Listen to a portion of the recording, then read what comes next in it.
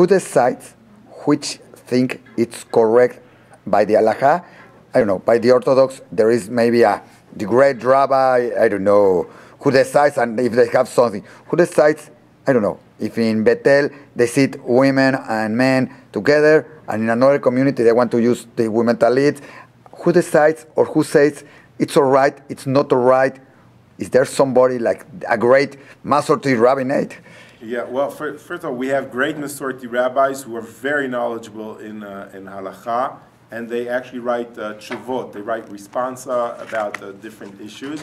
The way the conservative movement works worldwide is through a Jewish Law and Standards Committee, which is called CJLS, Committee on Jewish Law and Standards, okay, that sits in New York, that has 24 rabbis, and some, I think a few lay leaders as well, who are knowledgeable and bring the voice of the communities into that committee.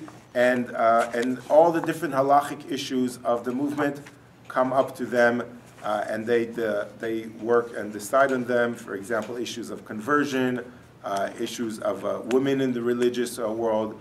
For example, the issue of brainstem research or determining the time of the death in the hospitals for organ donation. There are many, many different issues that come there, and they learn it very seriously. They don't only go to the sources of the Jewish tradition, okay, they also go and they open medical books, and they bring medical experts that teach them, and from them they combine between the modern world and the Jewish halacha world together. Maybe I'll give one nice example.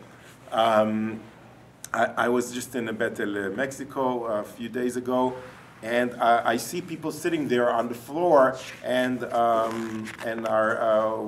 packing up shoes, brand new, beautiful shoes. They're putting them in green and pink bags. So I see all these women sitting and men, and they're doing this. And I asked the rabbi, what is this? Okay. So he says, here's the time to learn what Masorti halacha is. So I'm going to teach you now Masorti halacha.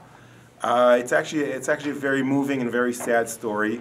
It's a family that lost their 7-year-old daughter that was killed in a car accident. Her name was Tamara. And after the Shiva and the Shloshim, the difficult issues of the family and going into her room, and she has all these shoes, and they didn't know what to do with the shoes, because they heard that in Jewish tradition there is a practice to throw away the shoes of the deceased, that no one is allowed to wear them for different mystical reasons. Okay, so they came to the rabbi of Bethel and asked them, is this true? Is this what we need to do? Some of them were brand new shoes, etc.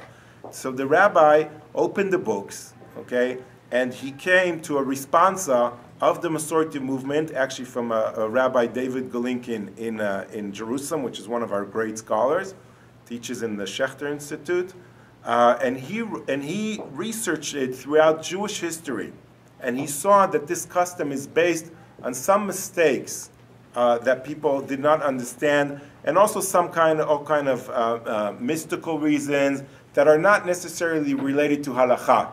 Okay, according to halacha, you're allowed to use shoes of someone that's deceased. Okay, and the best way that it's to handle these shoes is to give it to tzedakah, to give it to people of the poor.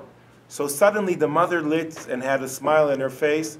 Okay, and she said, you know what? We'll collect the shoes of Tamar, and we will give it to the poor people of Mexico City. And Mexico City, I don't need to tell you, is a city that has many poor people. And they wanted to do it not just to inner Jewish project, but to donate to everyone in the Jewish community.